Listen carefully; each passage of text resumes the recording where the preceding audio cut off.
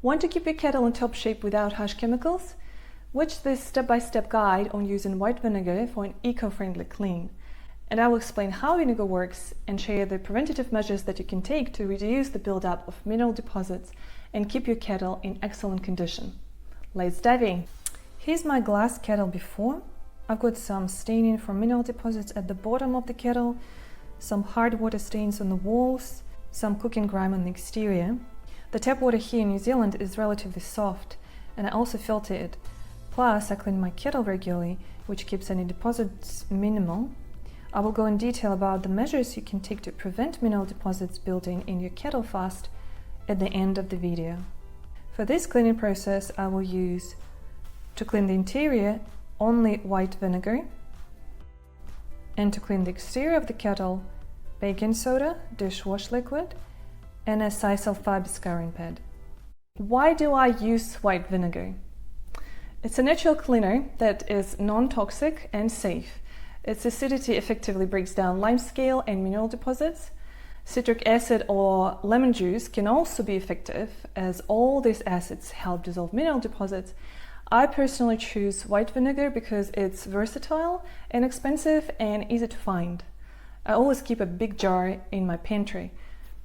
If you're interested in diving deeper into the science behind white vinegar and learning more about its cleaning properties, including why it's so effective as a natural cleaner, check out my other video.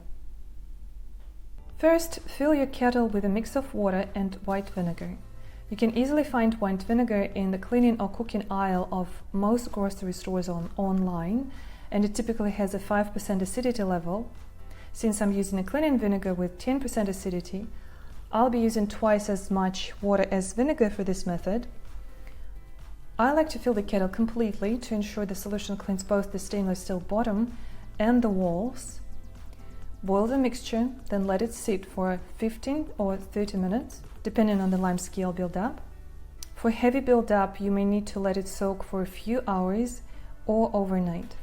Be sure to place a note on the kettle to remind yourself and others that it contains a cleaning vinegar solution so no one accidentally drinks it.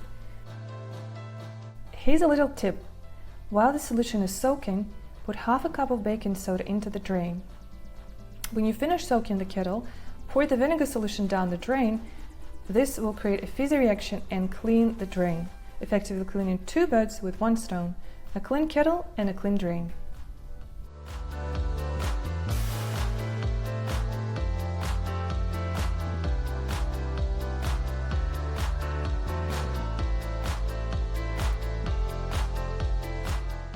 After soaking, scrub the exterior and interior of the kettle with a sisal fiber scouring pad. Add a bit of baking soda and a drop of dishwash liquid to your sisal pad.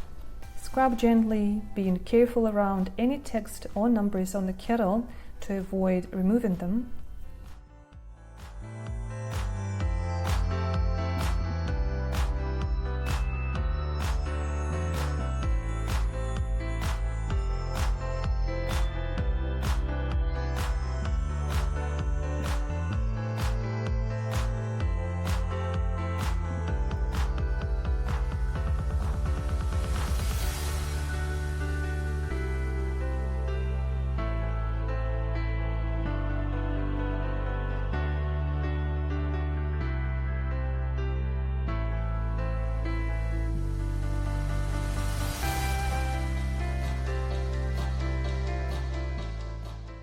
Now, scrub the interior of the kettle.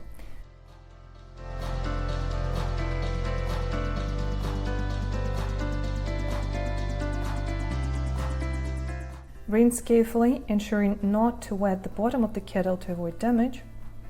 At the end, if you like, you can boil fresh water to remove any lingering vinegar smell.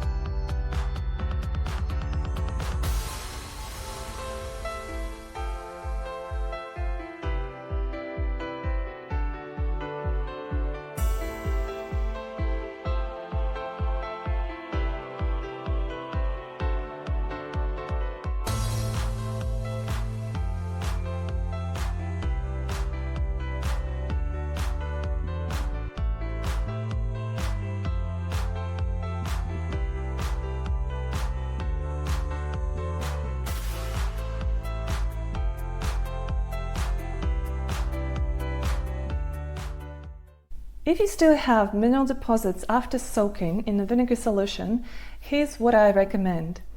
First, try extending the soaking time. Sometimes the deposits need more time to dissolve. Let the vinegar solution sit for a few hours or even overnight if needed. Make sure that space is well ventilated, keep the kettle unplugged, and put a note on it so nobody accidentally uses it. If you're still dealing with stubborn stains, consider using a combination of vinegar and baking soda. After soaking with vinegar, sprinkle a small amount of baking soda on the stains and scrub gently. Baking soda acts as a mild abrasive and can help lift the deposits. I wouldn't recommend increasing the vinegar to water ratio too much.